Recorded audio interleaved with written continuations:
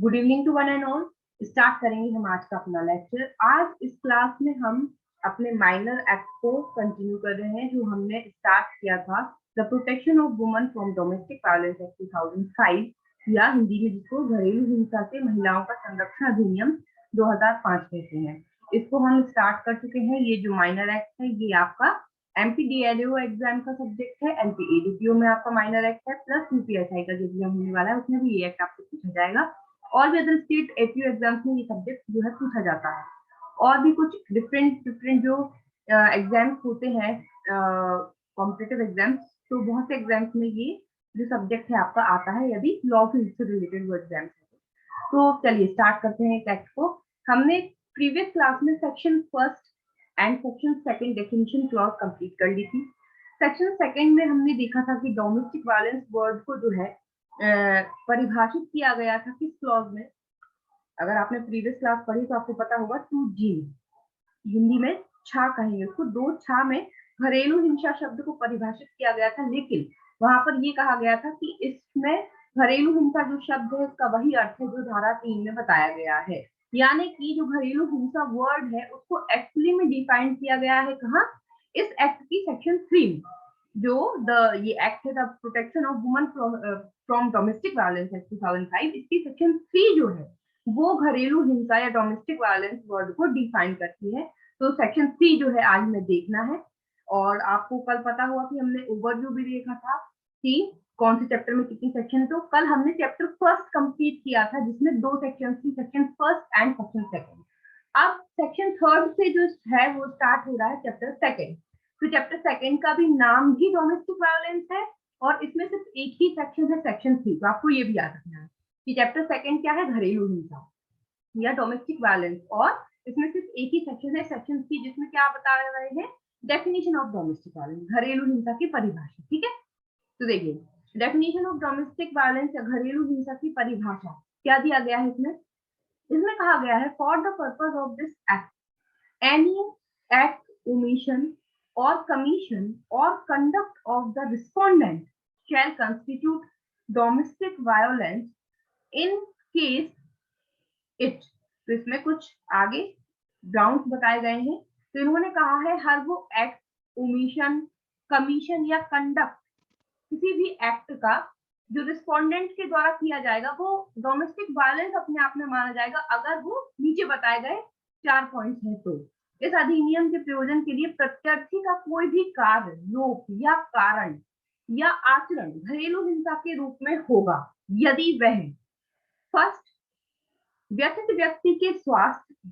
अब आपको ये पता होगा कि रिस्पोंडेंट कौन है और व्यथित व्यक्ति एग्रीव्ड पर्सन कौन है।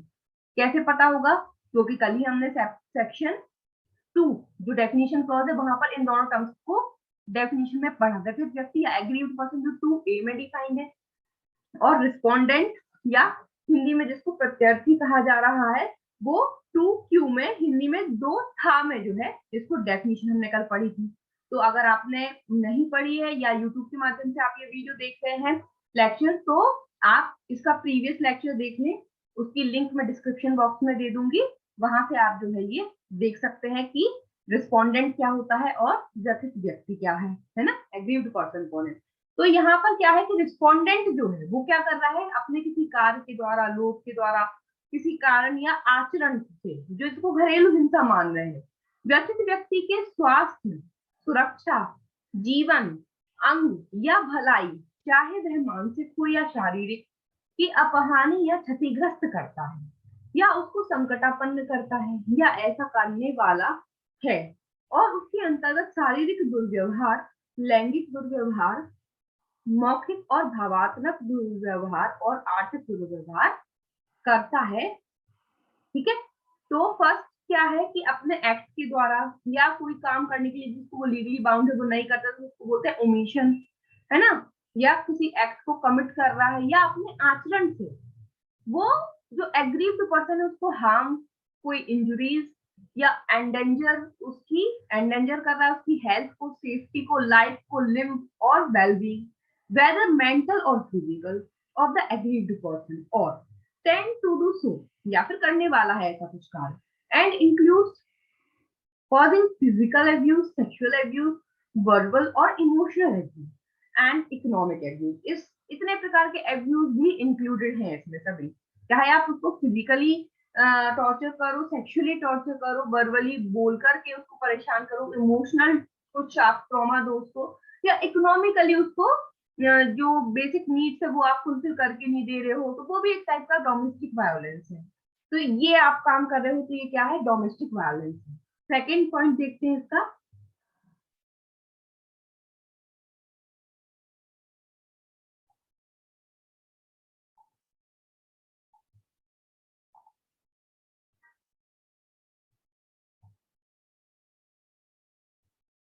ये देखिए, बी वाले पॉइंट में क्या कहा गया है, क्लासेस हार्म, इंजुरीज और endanger the aggrieved person with a view to coerce her or any other person related to her to meet any unlawful demand for any dowry or other property or valuable security। अब किसी भी दहेज या अन्य संपत्ति का मूल्यवान प्रतिभूति के लिए किसी भी विधि विरुद्ध मांग की पूर्ति करने के लिए उसको या उससे संबंधित किसी भी व्यक्ति को प्रपीड़ित करने की दृष्टि से ग्रसित व्यक्ति को तंग करता है, उसकी अपहानि या क्षतिग्रस्त करता है, या उसको संकटापन्न करता है। तो सेकंड वाले पॉइंट में क्या है, दहेज वगैरह के लिए परेशान कर रहे हैं, अनलॉफुल डिमांड कर रहे हैं डाउरी की या किसी अदर प्रॉपर्टी की या वैल्यूएबल सिक्योरिटी की एग्रीव्ड पर्सन से, है ना, उस चक्कर में उसको हिरास कर रहे हैं, हार्म कर रहे हैं, इंजरीज कॉज कर रहे हैं, एंडेंजर कर रहे हैं उसकी लाइफ को, है ना, उसको प्रपीड़ित कर रहे हैं, क्वाइट कर रहे हैं उसको या उससे रिलेटेड किसी पर्सन को, क्यों, ताकि अनलॉफुल डिमांड की जा सके डाउरी की या किसी प्रॉपर्टी की या वैल्यूएबल सिक्योरिटी। तो ये भी एक टाइप का डोमेस्टिक वायलेंस है। थर्ड है, has the effect of threatening the aggrieved person or any person related to her by any conduct mentioned in clause A or clause B। अब जो हमने ऊपर clause A और B पढ़ा है, तो उस तरीके का काम आचरण के द्वारा कर रहे हैं, जो आचरण कैसा है, एक धमकी के जैसा लग रहा है। खंड का और खा में वर्णित किसी भी आचरण से व्यस्त व्यक्ति या उससे संबंधित किसी व्यक्ति को धमकी देने का प्रभाव रखता है। धमका रहे हो आप दहेज के लिए, अगर तुमने इतने पैसे अपने घर वालों से नहीं मंगाए तो हम तुम्हें खाना पीना बंद कर देंगे, देंगे नहीं खाने पीने को, है ना, तुम घर से बाहर सोओगी डेली, तुम जो है अंदर नहीं सोओगी, तुम रात में जो है घर के बाहर सोया करोगी अगर तुम्हारे घर वालों ने ऐसा नहीं किया। तो ये एक टाइप का टॉर्चर है, वायलेंस है ना।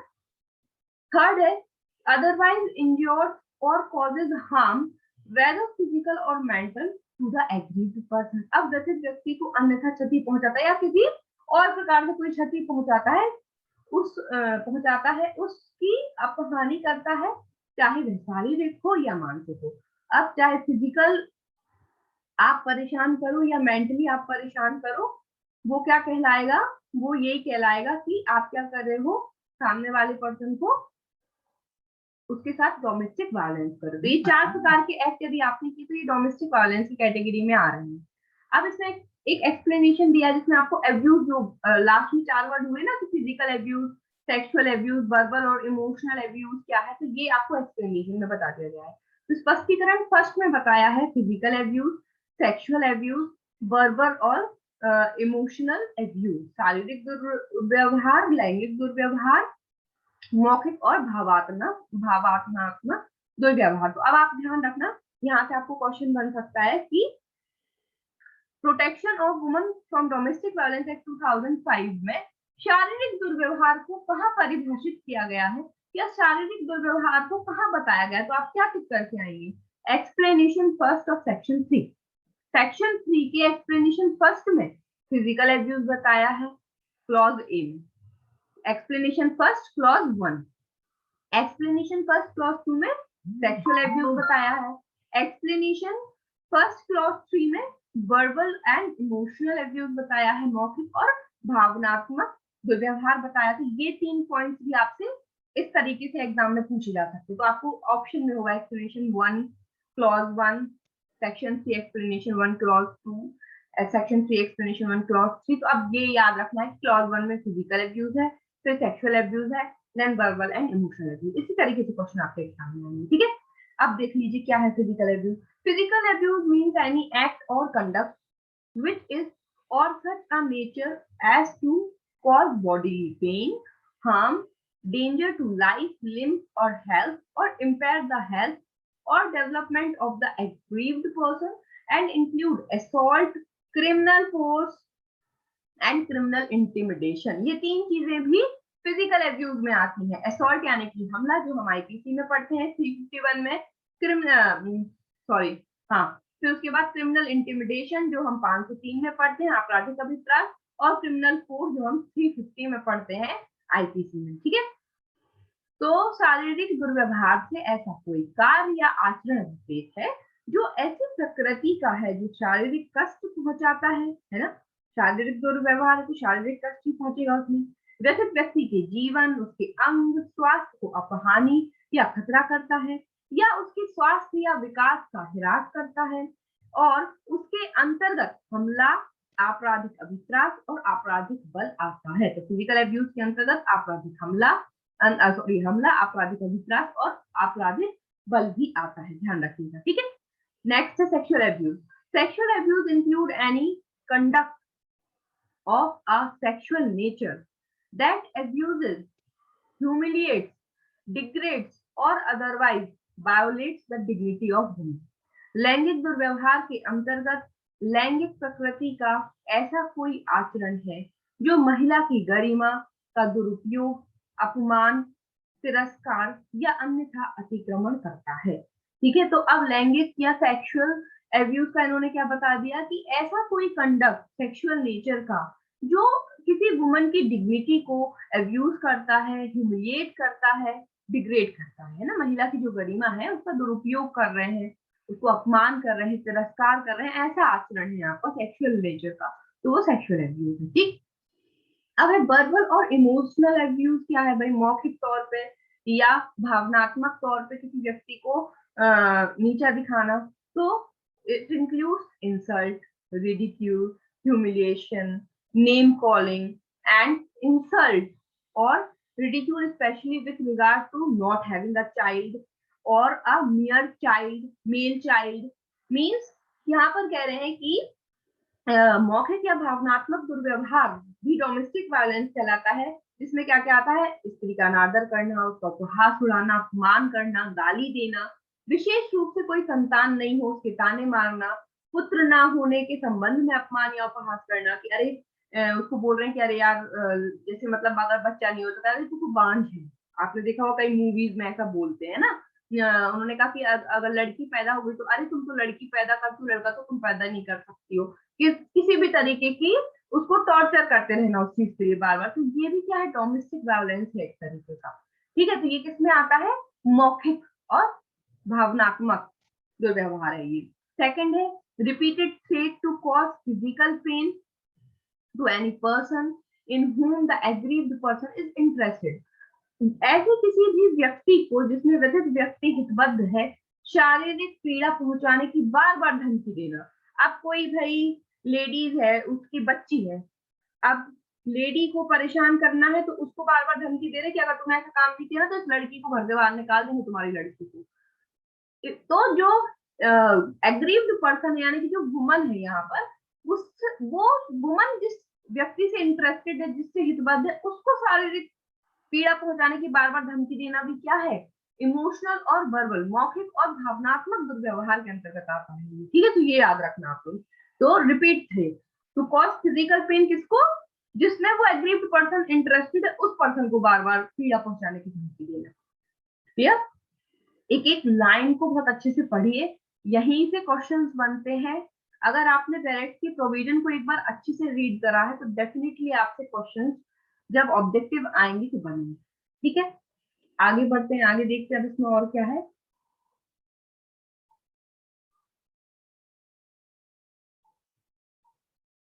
अब है इकोनॉमिक एब्यूज। एक और था आर्थिक दुर्व्यवहार, तो क्लॉज 4 में आर्थिक दुर्व्यवहार भी ध्यान रखना, ठीक है। तो ए में हो गया फिजिकल एब्यूज, बी में हो गया सेक्सुअल एब्यूज, थर्ड में हो गया, थर्ड क्लॉज, सॉरी ए नहीं है, फर्स्ट सेकंड थर्ड क्लॉज में हो गया वर्बल और इमोशनल एब्यूज, और अब फोर्थ में हो गया इकोनॉमिक, आर्थिक दुर्व्यवहार के अंतर्गत क्या क्या आता है? देखिए, deprivation of all or any economic or financial resources to which the aggrieved person is entitled under any law or custom, whether payable under an order of a court or otherwise। तो ऐसे सभी या किन्हीं भी आर्थिक, वित्तीय संसाधनों जिनका व्यथित व्यक्ति किसी भी विधि या रूढ़ि के अधीन हकदार है, जो चाहे किसी न्यायालय के आदेश से या अन्यथा संदेह हो, या जो व्यथित व्यक्ति या उसके बच्चों यदि कोई हो के गृहस्थी की आवश्यकताओं को सम्मिलित करते हुए किंतु उन तक सीमित नहीं आवश्यकता के लिए अपेक्षित हो स्त्री धन।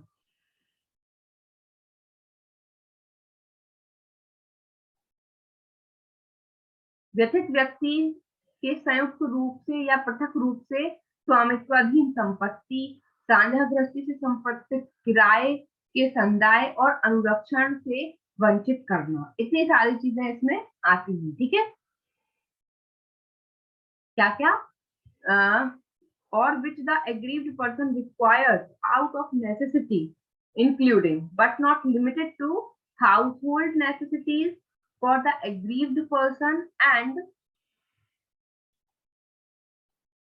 her children, if any, stridhan, property jointly or separately owned by the aggrieved person, payment of rental related to the shared household and maintenance।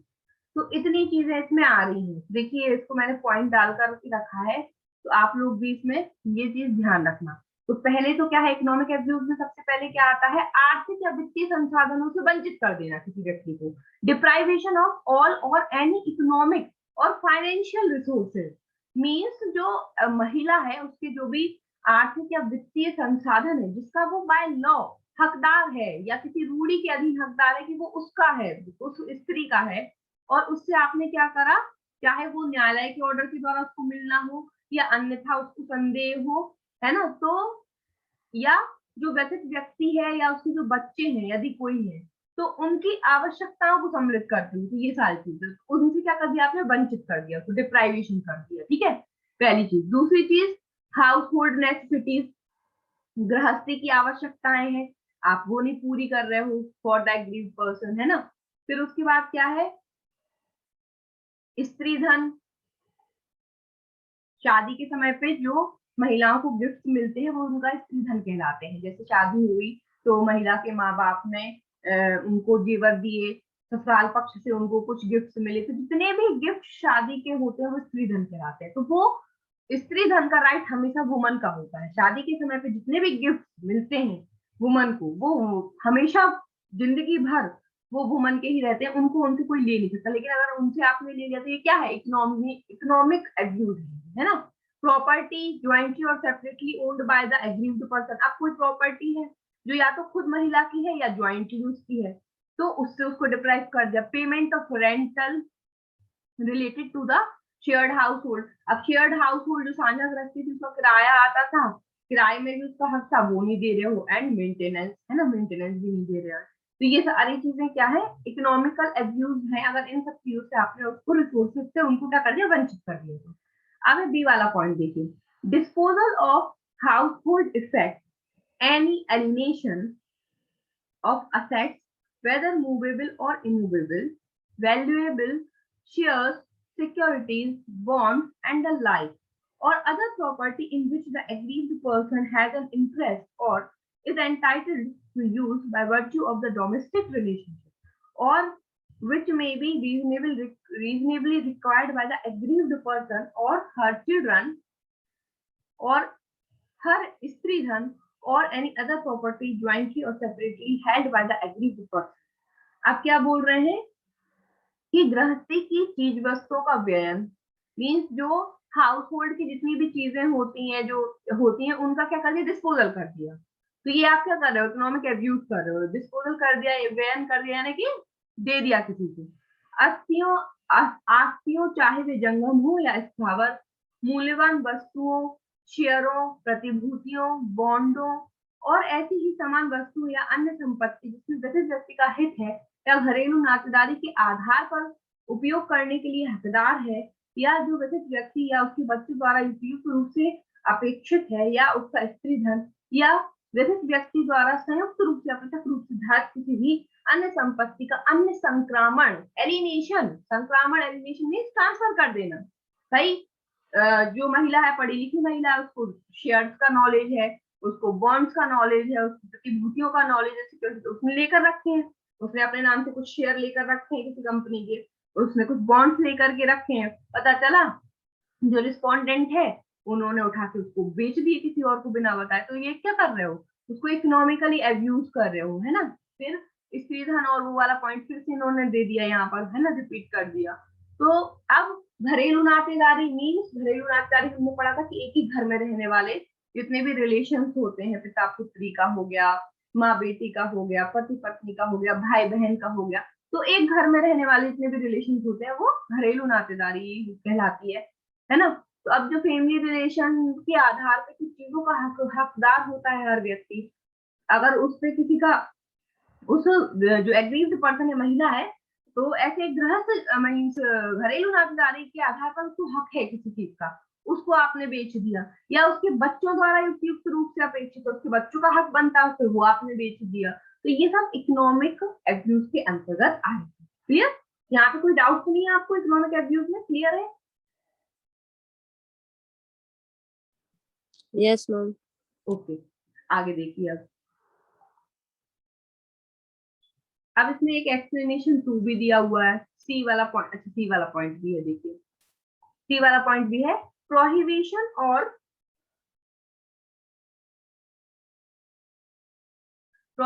और रिस्ट्रिक्शन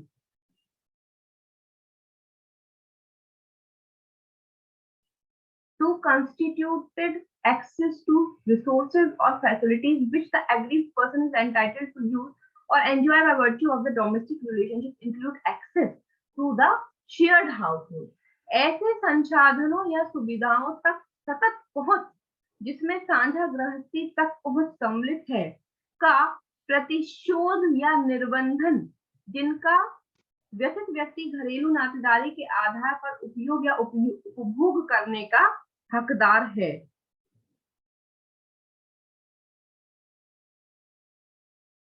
अब यहाँ पे क्या कर रहे हैं, जो महिला है, यहाँ पर जो एग्रीव्ड पर्सन या व्यथित व्यक्ति हो रहा मतलब है, तो जो व्यथित व्यक्ति या जो महिला है, जो डोमेस्टिक रिलेशनशिप या घरेलू नातेदारी के आधार पर उसको, घरेलू नातेदारी में है, डोमेस्टिक रिलेशनशिप में, उस आधार पे उसको बहुत सारी फैसिलिटीज, हाउस होल्ड फैसिलिटीज को एक्सेस करने का उसको राइट है, कि भाई घर में कोई चीज रखी है तो वो उस चीज को यूज कर सकती है, घर में कुछ सामान है तो वो यूज कर सकती है, कुछ चीजों पर उसका अधिकार है जिसको वो बेच सकती है, खरीद सकती है।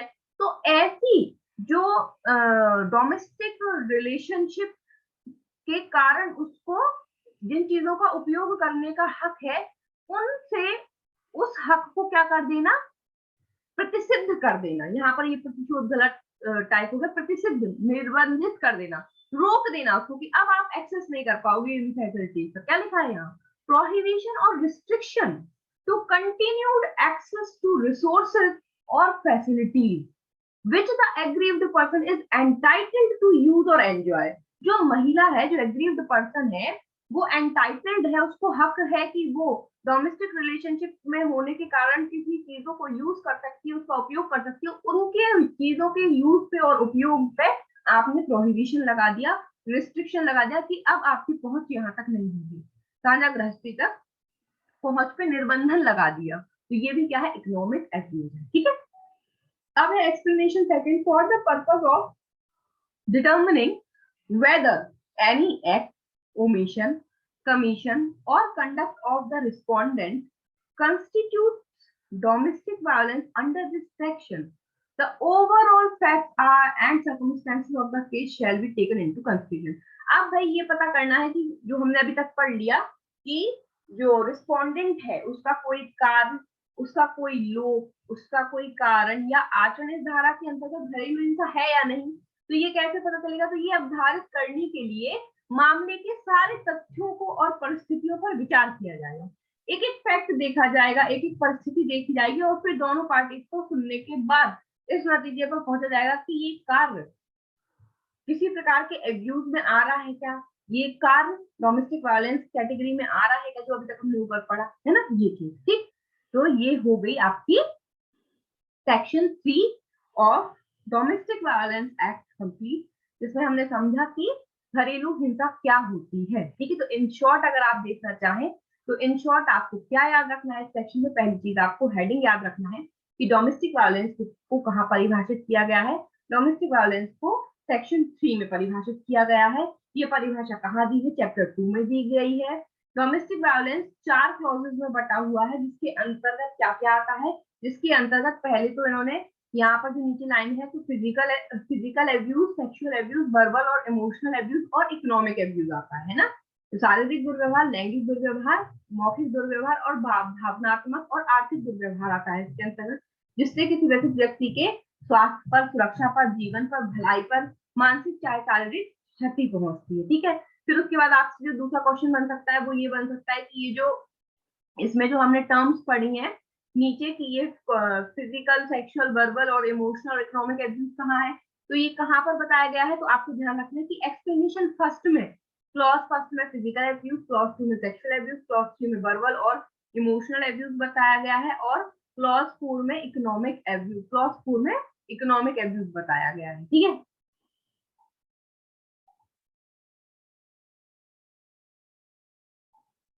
क्लॉज 4 में इकोनॉमिक एब्यूज बताया गया है। ठीक है, तो ये आपसे यहाँ से क्वेश्चन बनेंगे।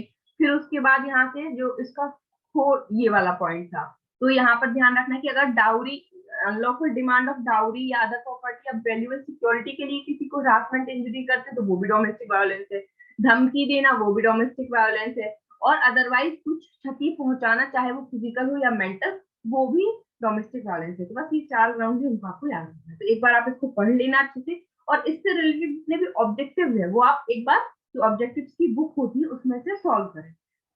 तो जितने भी एक्ट अभी हम पढ़ते जा रहे हैं, अभी हमने एमपीएडीपीओ के 5, ये 5वां एक्ट हमारा चल रहा है, तो मैं तो अपनी साइड से आपको पढ़ाती जा रही हूँ। आपकी ये ड्यूटी बनती है कि आप लोग जितने एक्ट हम पढ़ चुके हैं उनसे रिलेटेड ऑब्जेक्टिव सॉल्व करें। जितने ज्यादा ऑब्जेक्टिव आप सॉल्व करेंगे उतना ज्यादा सिलेक्शन का चांस आपका रहता है। मैं पढ़ाती जाऊं, आप पढ़ते जाएं, और अपनी साइड से कोई एफर्ट नहीं डालेंगे तो देखिए सिलेक्शन होना इम्पॉसिबल है। तो मैं पढ़ा रही हूँ, मेरा काम है आपको वेरियस प्रोविजन समझाना ताकि आप इजीली समझ सकें, लेकिन फिर उसके बाद ऑब्जेक्टिव सॉल्व करने की जिम्मेदारी आपकी बनती है। ठीक है, तो ध्यान रखिए ऑब्जेक्टिव सॉल्व करें। चलिए मिलते हैं नेक्स्ट क्लास में नेक्स्ट सेक्शन के साथ। ये चैप्टर सेकंड जो है वो हमारा कंप्लीट हुआ। अब चैप्टर थर्ड जो है वो स्टार्ट होगा सेक्शन 4 से। अगर कोई डाउट है तो आप लोग पूछ सकते हैं।